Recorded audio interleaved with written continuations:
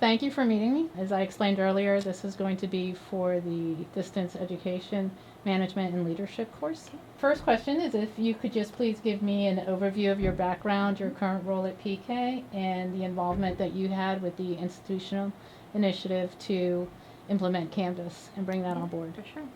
So my current role, I'm the Director of Program Development and Outreach at PK, and prior to that role, I served as a secondary curriculum coordinator, so working very focused with teachers on the curricula that they were implementing within their courses.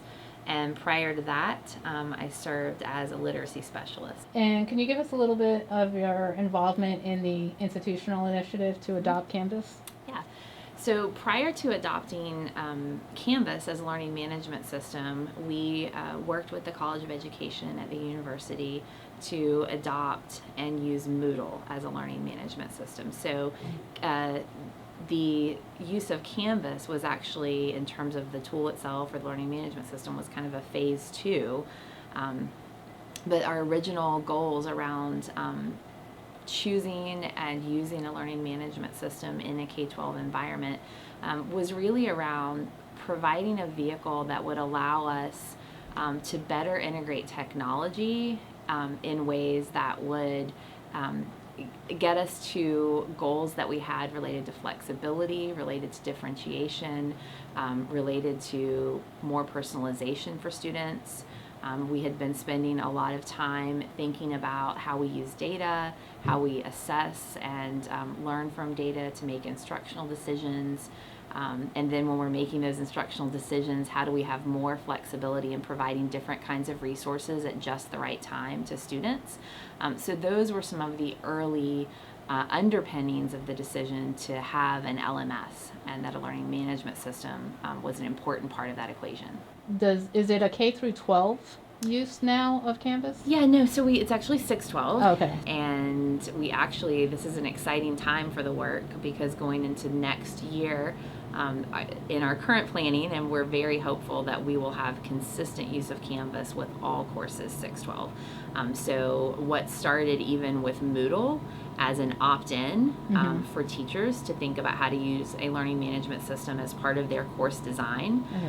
We continued to provide professional learning, structure internal request for opportunity, or almost like an internal grant structure for teachers to be able to write for support and to write for funding to develop their courses in the learning management system.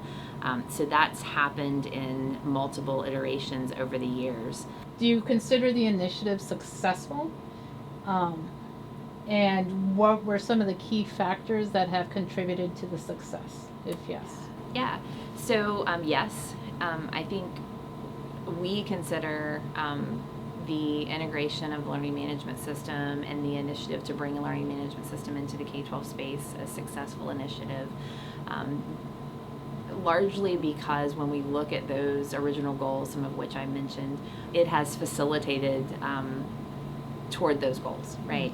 So we see the role of the learning management system in providing the space and the context for teachers to continue to learn and engage in the design of their courses, not just in those face-to-face brick and mortar spaces, but in that digital space. And rather than having sort of like just a disconnected smattering of different kinds of technologies here and there and yon, right? The learning management system provided a way to really think about the design aspects of what are we doing and why are we doing it? Why are we choosing particular tools and for what purposes? And how are we using those tools to better facilitate an overall learning environment for students? Were there changes that were required to your original plan in order to make it successful? Absolutely. Okay. So can you give me an example? Yeah, just about every, so when we first started with the integration of learning management system, again, at that point it was Moodle, but we went into that first year we called it Waves of Innovation. We did some initial professional learning with teachers around blended learning affordances, and then specifically connecting what we know and understand about blended learning and what blended learning can afford us in terms of educational opportunity, specifically to our context at PK. And then we put together a very, very kind of structured outline of how teachers would go about and engage in this work, and how they would engage in some of these design elements. And I think that as the project continued each year, we would look back and reflect on what had that sort of Waves of Innovation outline and project looked like the year before, and what was the next iteration. Some of the lessons learned that I remember coming up is perhaps we had in the initial years set our sights on, I think maybe we expected a little too much too fast. And we didn't necessarily recognize that in some of these first iterations of course design, we had to really take into account that the teachers and the educators had not worked in this way, had not used a learning management system, that there was a lot of the technical kinds of elements that were going to create a drag, I guess, if you will. Or those barriers that they weren't used to dealing with. Exactly, on the work. And so then how do we think about planning for support in those spaces? So we brought in our own and kind of built out our own little team of grad students that were able to support some of the technical side and to place the teacher's focus more squarely on the design. So we would frame things up paper-based or analog for teachers, and ask them design questions and have them look at different elements of their courses and what were they trying to accomplish with students.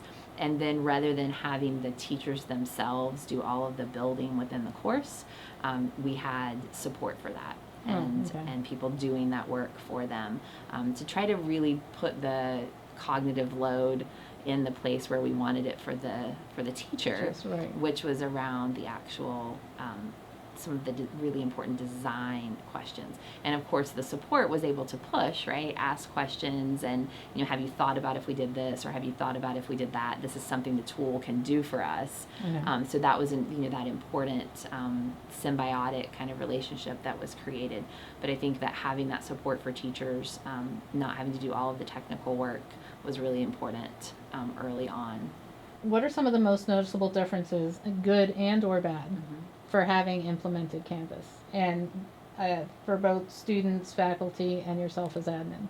I think one of the things that the implementation of the learning management system really does provide is access to a course and access to materials more flexibly.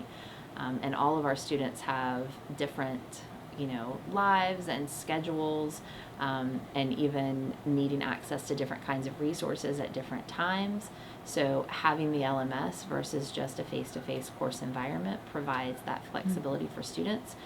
One of the other benefits of having the learning management system is it provides a communication tool and a window for families and their students into what's happening in a student's course and in their assignments. Do you find that parents are accessing that? So we are now in year 2. We started mid-year last year, so not quite a calendar year yet, but like the second, I guess, academic year of really trying to promote parents having access as an observer role in Canvas, and that's one of the benefits of the change from Moodle to Canvas in terms of features allows us to have parents in at that observer level. And so we're still in early stages of that, but more and more we're finding that parents appreciate being able to pair with a unique code to their students and have that observer role and see what's going on in the course. And also more closely links, like, what is this task that my my student is doing. How is the feedback, what's the feedback look like on this task? How is it related to the goal, for the course? And then how is all of that connected to a course grade? So having a space in Canvas where that can happen, and having the students work their product right there is an important piece that I think we're just in the really early stages of starting to potentially understand the benefit of, and how that might start to shift culture. So. Do you find that, did the students have that technology barrier of trying to get accustomed to that?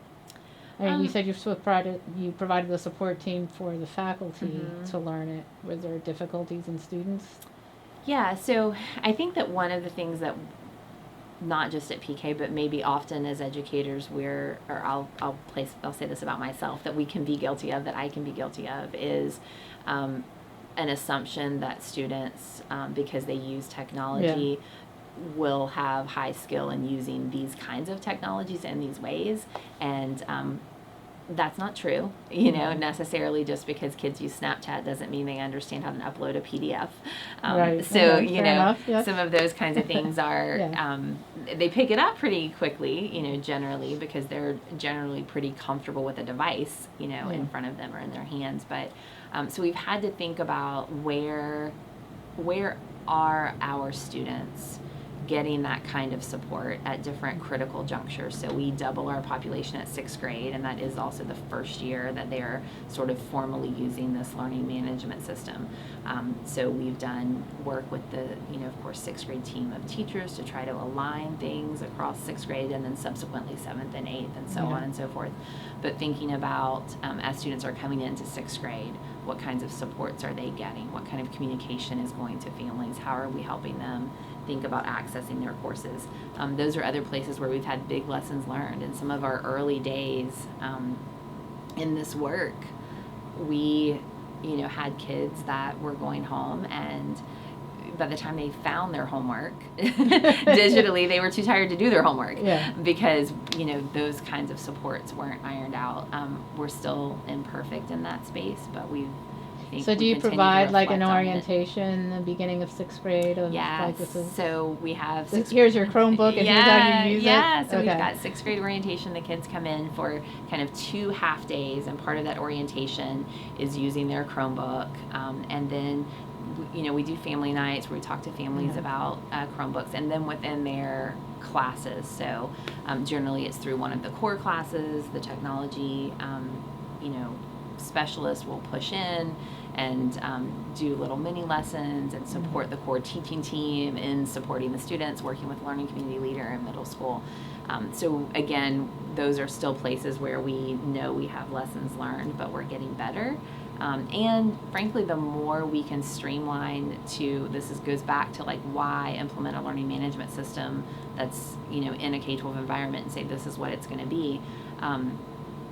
And we're still not in this place, but when you have all different teachers using different kinds of tools, right, and there's no sort of systematic way that things are organized for kids, then you really quickly start to run into, like, in this class we use Google Classroom, and in this class we use the learning management system Canvas, but in this class my teacher actually has me use this other thing, and I go on to Brain Pop like this, so that can get really complicated really fast. So that's kind of streamlined all of that. Right. So really trying to streamline into thinking about Canvas as your digital or virtual classroom, and that's the way that we've talked to teachers about it, and that's the way we've talked to kiddos about it. And so if there are particular resources or different links and text, all of that needs to be organized and linked in through Canvas. Like, that's the door that you need to walk through first. And again, that's still a work in progress. PK was lucky because the infrastructure was kind of already there, being partnered with UF. Was there a lot more that you guys had to do as far as network-wise or infrastructure-wise to accommodate that? So in terms of the network and that kind of thing, we were lucky because a lot of that work had been done in kind of the around the mid-2000s. Okay. We benefited from having fiber optic lines and things run. So from that perspective, we're we're in good shape. We still run into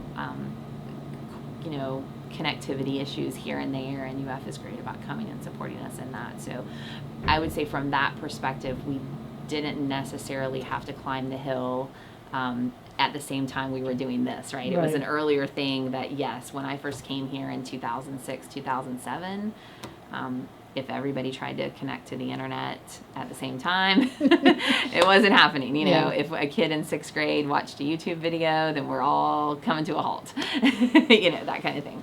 So that got resolved prior to some of our kind of large-scale systems work on the use of an LMS and the design of blended learning environments. So we were in a good place in that arena. Specific skills are often needed by program leaders when developing and executing new programs. Mm-hmm. What singular leadership trait do you possess that contributed to the success of the initiative? I think that one of the things that I have learned over time and have sort of trained my brain and myself to do is to be able to fail forward and fail fast and get up and start strategizing for what's the next step, mm-hmm. right? And so rather than abandoning an initiative or, this idea of change that feels really jarring, to be able to think about we're always going to have to be shifting and we're going to have to be reflecting and things aren't going to go well, and so we're going to have to make course corrections. But if the goals that we were originally oriented to are worthy goals, then as we're shifting and making course corrections, if we can do those in a way that feels like part of an ongoing plan for the rest of the institution, then that's healthy and that's good. And to think about how to keep people in a space where they feel as if that shifting and that change and that iteration is part of the work and part of the process, and that they can be sort of comfortable in the discomfort, if that makes mm-hmm. sense. Yeah. And just to know that it's going to be really messy. It's hard work. It's really complex work. And if you as a leader think that everything's just going to go 1, 2, 3, then, and if it doesn't go like that, then you're going to abandon the plan, then it's never going to happen. Yeah. Do you anticipate future changes made to the program in order to accommodate the needs? Yeah. I mean, I think you've kind of talked that it's been a developing process. Yeah, we're going to, I think that having a learning management system,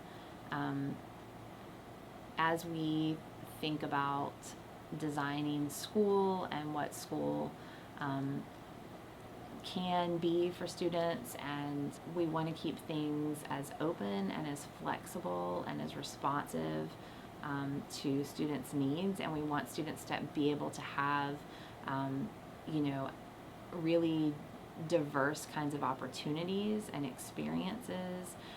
We want students to be able to think about their learning and different kinds of projects, and as we want to create a system that allows for that kind of flexibility for students, the planning and the behind the scenes and the organizational pieces become even, I would say, far more critical, right, than if everybody's just going to kind of do the same thing all at the same time in the same way, right? And so it's that space of the learning management system playing a really critical role in being able to be uber flexible, hopefully in the long term, and being able to be innovative with what we do. So, what advice would you share to others looking to begin a similar initiative? For us, because of our partnership with the university and because of lots of contributing factors, we actually didn't do kind of an exhaustive review or look at multiple learning management systems and what are our goals and how do we sort of select the learning management system that's going to be a best fit for, I think outside of that kind of a context, right, every scenario is different, but unless there is some kind of strong partnership factor that leaders that are thinking about this kind of work should really look at the learning management system in relation to their context, in relation to their goals as an institution, and I would say put together, rubrics and committees and think about, there are lots of different options out there, and I think that that's an important piece of the work that in some ways we just skipped right over. Yeah. The other piece was trying to really think about who the stakeholders are, and think about being responsive to, okay, now we've selected this learning management system. What are their goals? What are they trying to accomplish with students? And then how do we provide professional learning and provide support and provide on-ramps into using a learning management system that communicates to those faculty, those teachers, those stakeholders, that this tool is aligned to or can help support the goals that you have in relation to learning environment design. And so putting their goals first and up front, I think, was really a critical piece, and we did that over and over again. Great. Thank you so much. Thank you. Yeah.